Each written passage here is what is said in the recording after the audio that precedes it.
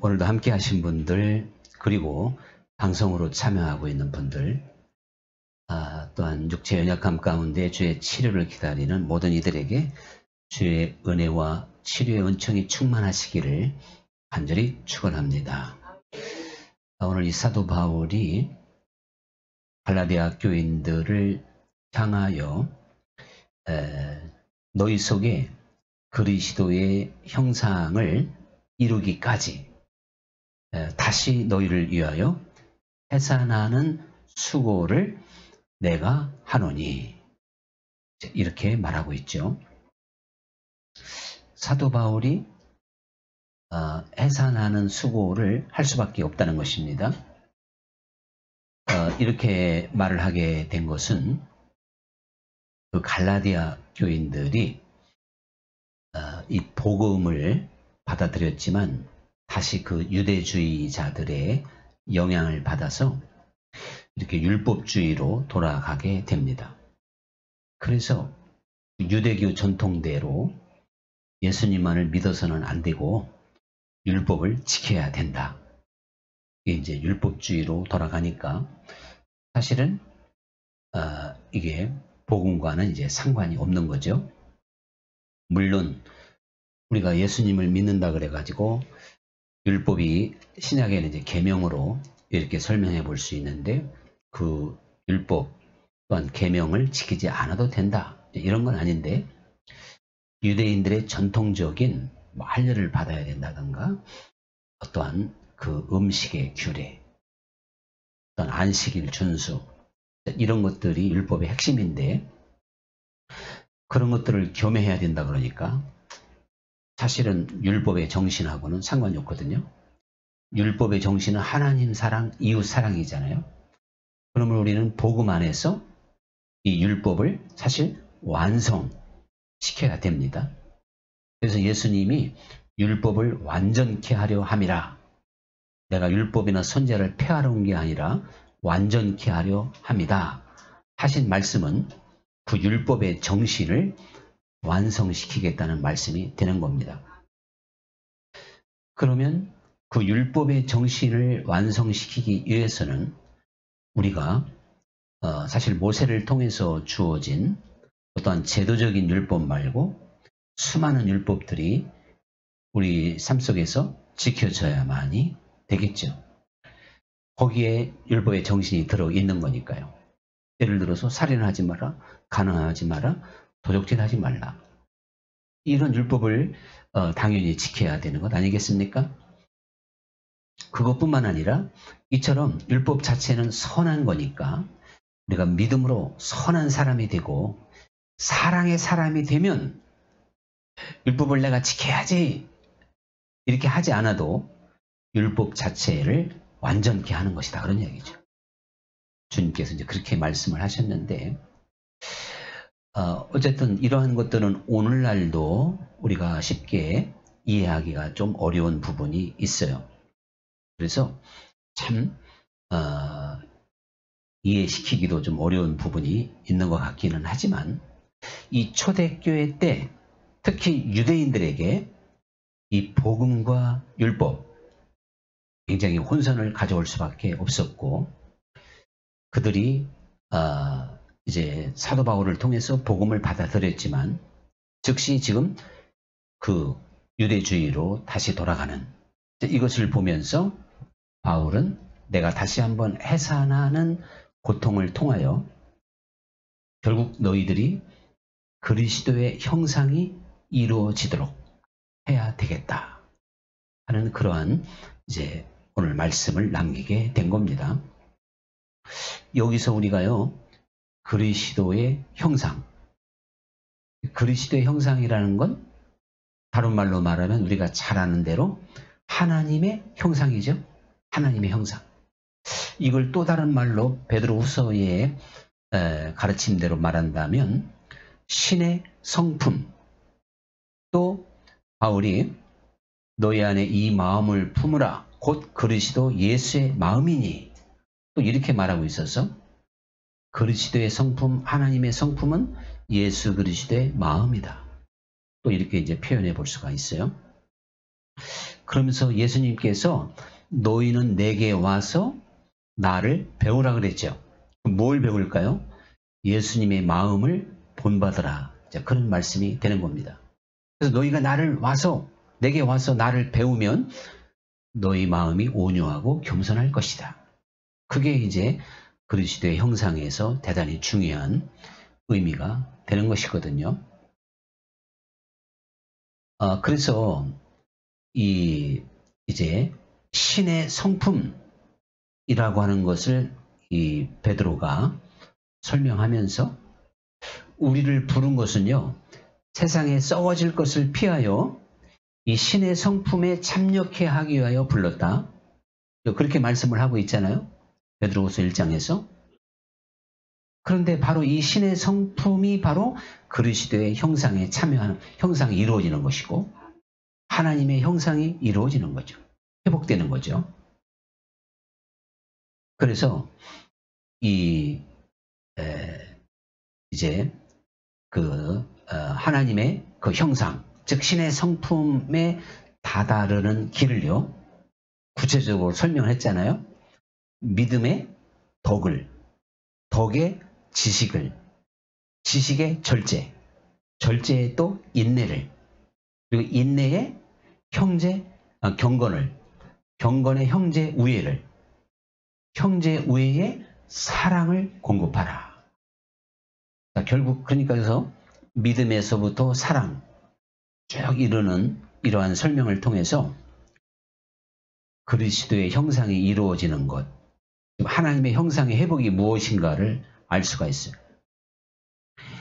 우리들이 세상에 썩어질 것과 또한 어떠한 세상적인 성품, 그런 것에서 믿음에서 쭉 사랑까지 어떠한 그 안에 보면 하나님의 형상의 내용들이 단어 하나하나마다 그렇잖아요. 덕이나 지식이나 절제나 인내나 경건이나 형제 우애나 사랑, 특별히 이 모든 단어 하나하나가 하나님의 형상을 대변해 주는 그러한 단어라고 말할 수가 있지 않겠습니까? 그래서 우리를 그렇게 참여케 하기 위해서 불렀다 그랬는데요.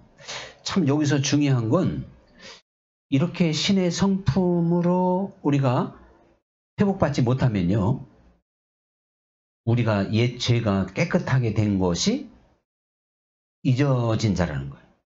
그가 예수님을 믿음으로 제사함 받은 것을 잊은 자라는 거예요.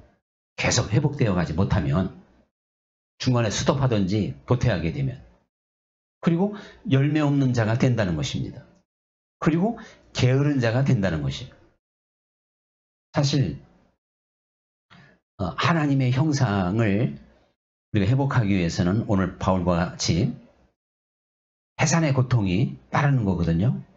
해산의 고통이라고 하는 건 그만큼 우리가 하나님의 형상의 본질을 생각해 보니까 내 본성대로 사는 게 아니지 않습니까? 순종하기 위한, 순종하고 합력하여 선을 이루기 위한 그러한 해산의 고통이 되는 것이죠.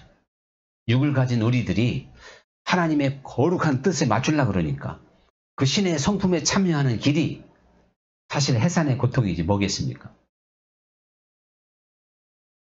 그래서 이 바울은 이제 갈라디아 교인들을 다시 새롭게 그리스도의 형상으로 그들이 자라도록 하기 위해서 그 자신이 해산의 고통을 또 겪어야 된다는 것이죠. 부모님이 자녀들을 양육할 때 참 굉장한 인내와 수고의 시간이 있는 겁니다.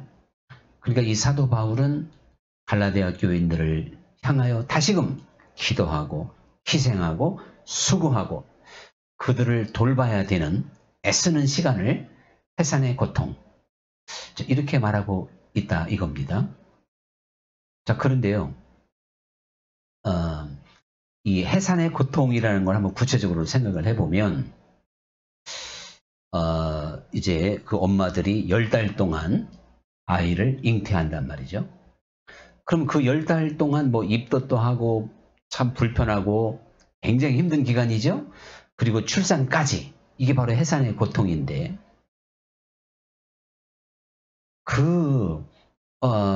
참 10달의 기간, 그리고 출산하는 이러한 그 고통, 힘든 시간, 수고의 시간, 이런 것들을 사도 바울이 그리스도의 형상을 회복하는 데에 이것과 지금 비유해서 설명하고 있다, 이겁니다.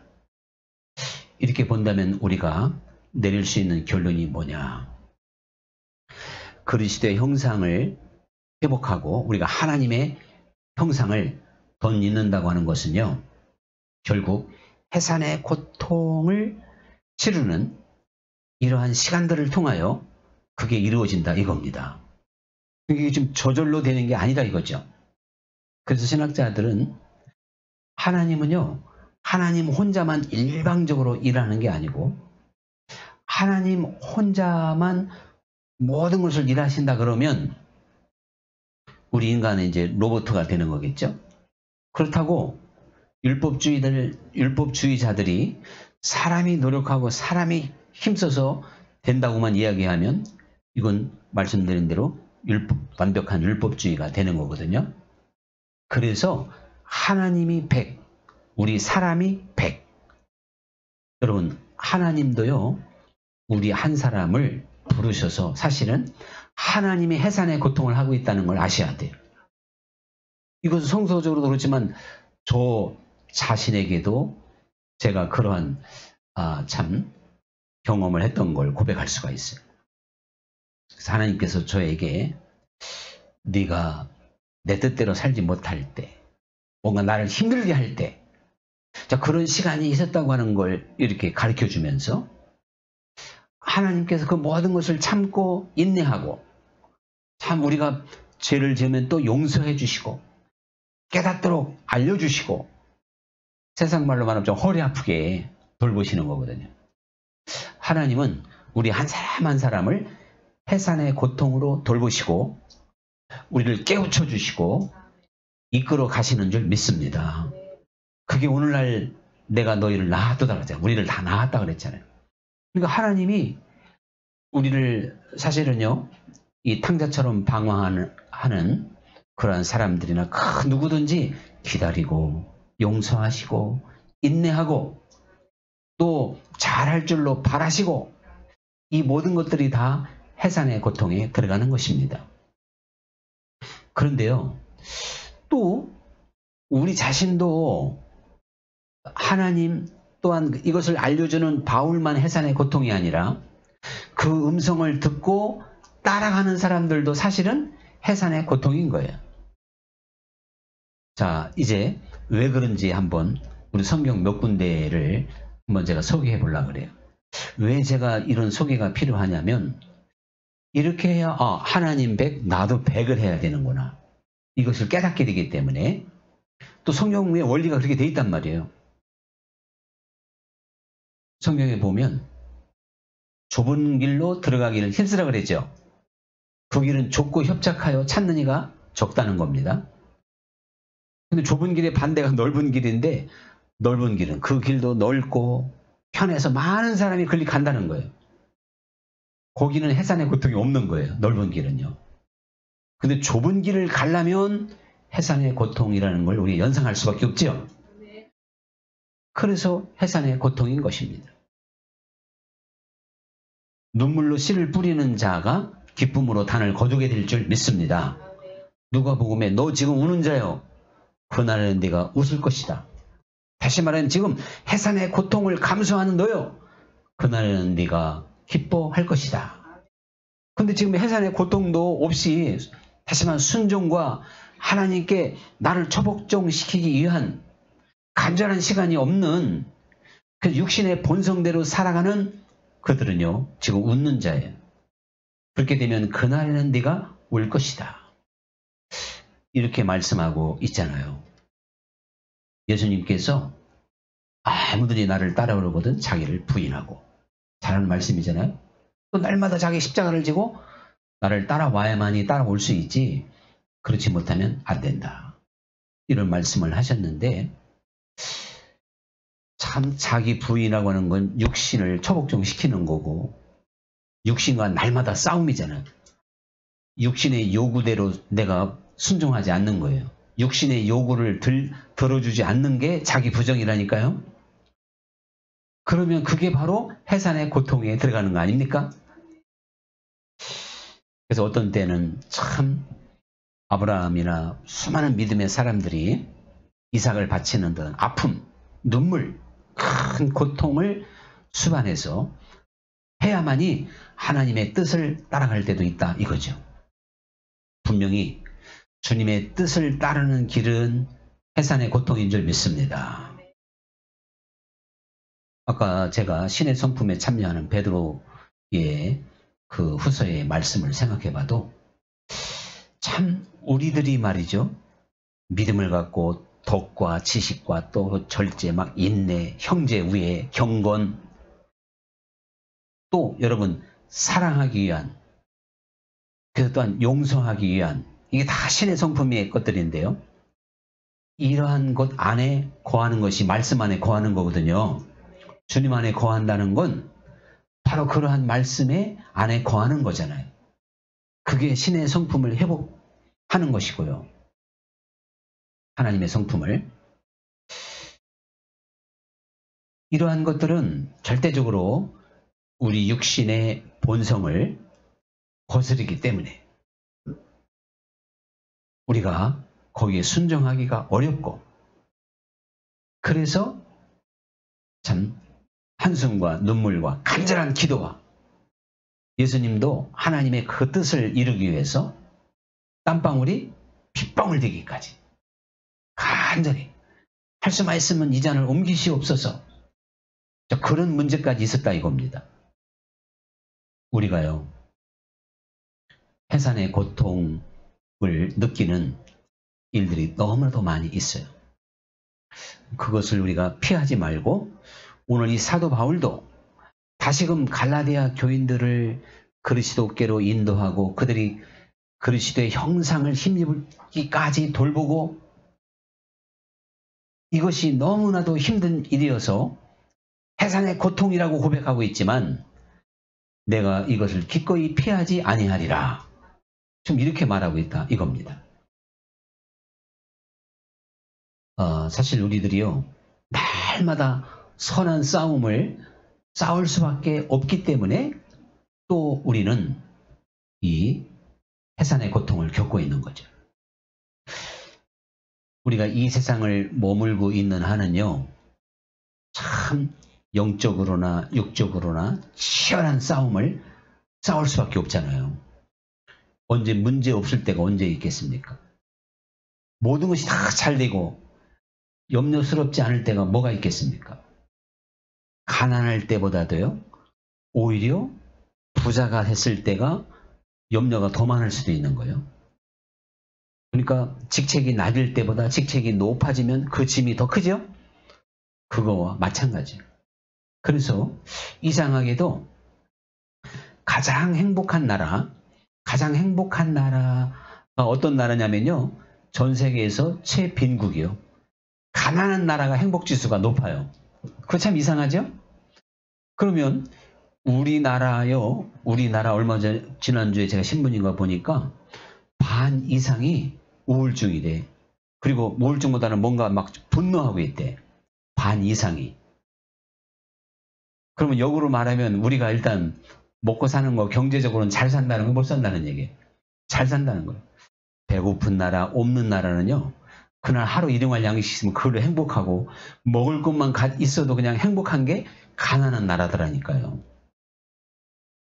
근데 잘 사는 나라는 그만큼 신경 쓸 거 많고, 그만큼 어떤 경쟁 심리 뭐 이런 것 때문에 오히려 사람들이 더 불행하게 살아가는 걸 볼 수 있어요. 우리는 이러한 치열한 가운데 놓여져 있습니다. 거기에 마귀는 시시각각 우리를 넘어뜨리기 위하여 오는 사자와 같이 공격합니다. 아무 일 없는데 괜히 염려가 될 수 있죠. 아무 일 없는데 괜히 공허할 수 있죠. 사실 아까 우울증 얘기도 나왔습니다만, 그 우울증이라고 하는 것도 꼭 문제가 있어서 사람이 우울증에 걸리는 게 아니고, 그 자신이 어떠한 싸움에서 졌을 때 바로 우울증이 되는 것이거든요. 이렇게 우리는 영적으로 싸워야지, 육적으로 싸워야지, 여름에는 또 더위와 싸워야지, 생존 경쟁에 싸워야지. 참 하나님 나라 갈 때까지 이 믿음의 사람들도 똑같은 이 싸움의 대열에 있기 때문에 우리는 이 믿음을 해산의 고통, 더 나가서 신령한 나라를 소유할 수 있는 사람은 그 나라의 해산의 고통의 그 마음으로 간절히 바라보는, 또 감당해내는 사람들의 몫인 줄 믿습니다. 그래서 주님이 그랬죠. 구하고 찾고 두드려라. 이것도 이 표현 속에서 해산의 고통을 연상하게 될 거예요. 아무것도 안 하고 편안하게 구하지도 않고 찾지도 않고 두드리지도 않고 그냥 되는 대로 흘러가는 대로 이렇게 사는 게 아니란 말이죠. 이 구하고 찾고 두드려라. 여기에서 뭔가 싸우고 또한 이겨내고 정말 이 해산의 고통을 감당해내는 그러한 모습들을 우리가 충분히 찾아볼 수가 있잖아요. 자, 그러니까 바울이 경기하는 사람들이 법대로 경주하지 아니하면 상을 못 받는다는 거. 또 많은 사람들이 경주하지만 상 받는 사람은 많지 않다 이겁니다. 그러면요, 이 지금 바울의 가르침만 봐도 역시 거기에도 또 뭔가 고통이 수반되는 거죠. 전심전력해야 되니까. 그리고 법대로 달릴 때 앞을 제대로 보고 힘을 다해서 최선을 다해서 달려가야 하잖아요. 이것을요, 다른 말로 말하면 해산의 고통이다. 이렇게 이제 설명해 볼 수가 있습니다. 롯이 소돔성에서 건진 받았죠. 근데 우리가 볼 때는 롯과 롯의 그 가족이 소돔성에서 이제 건짐을 받았는데요. 뭐 편안하게 그냥 어떻게 가만히 있는데, 소돔성에 있는데 그 집에만 유황이 안 떨어져서 살아난 것처럼 생각할 수가 없잖아요. 그 과정을 보면요, 하나님은 롯을 살려야 되겠고, 롯과 롯의 가족을, 그리고 롯과 롯의 가족은 하나님의 그 간절한 계획에 순종해야 돼요. 그래서 정든 집을 떠나야 돼. 다 포기해야 돼. 그거 다 놓고 그냥 내 목숨만 살기 위해서 다 성 밖으로 나와야 된다니까요. 고대 광실집도 다 포기하고, 그리고 뒤도 돌아보지 말아야 돼. 이것이 하나의 해산의 고통의 모습인 거예요. 근데 이것을 제대로 하지 못했던 롯의 아내는 그만 소금 기둥이 됐어요. 다시 말하면 여러분, 하나님 100, 우리 인간 100입니다. 하나님은 내게 언제나 열정을 가지고 계십니다. 하나님은 언제나 나를 뜨겁게 사랑하십니다. 우리는 해산의 고통이라고 하는 거 그만큼 간절한 마음이고 사모하는 마음이 되어서 하나님을 향한 우리의 마음이 항상 100이 되어야 되겠고, 우리의 열정도 열심도 100이 되어야 되겠습니다. 그것이 해산의 고통인 거죠. 그렇게 될 때 우리가 그리스도의 형상을 힘입을 수 있다는 거예요. 참 그리스도 예수의 마음을 배운다고 하는 것이 얼마나 이게 사실은 값진 것입니까? 우리는 귀하고 값진 것일수록 저절로 주어지지 않죠. 수고하고 애써야 돼요. 이건 인간의 공로하고는 좀 다른 거예요. 하나님이 그렇게 계획해 놨기 때문에 우리가 하나님의 그 계획에, 섭리에 순종해야 돼요. 한 달란트 받은 사람처럼 돼서는 안 된다 이거죠. 해치지 않고 심지 않고 거두는 분으로 알아서는 안 되는 거예요. 해치고 심고, 이게 해산의 고통이거든요. 이러한 과정을 통하여 하나님은 항상 열매를 거두시고 열매 맺게 해 주시는 줄 믿습니다. 하나님의 형상은 말씀드린 대로 주님의 어떠한 성품, 하나님의 성품인 거예요. 하나님의 마음인 거예요. 이것을 우리 인간이 배우고 그 안에 거한다. 해산의 고통이 없이는, 힘쓰고 애쓰는, 즉 구하고 찾고 두드리는 이러한 해산의 고통이 아니고는 결코 만질 수 없는 영적 세계라고 하는 걸 우리가 기억하고 게으르지 않고 열심을 품고 주 예수님을 섬기는 우리 모두가 되어야 되겠습니다. 이제 오늘의 찬양 드리겠습니다.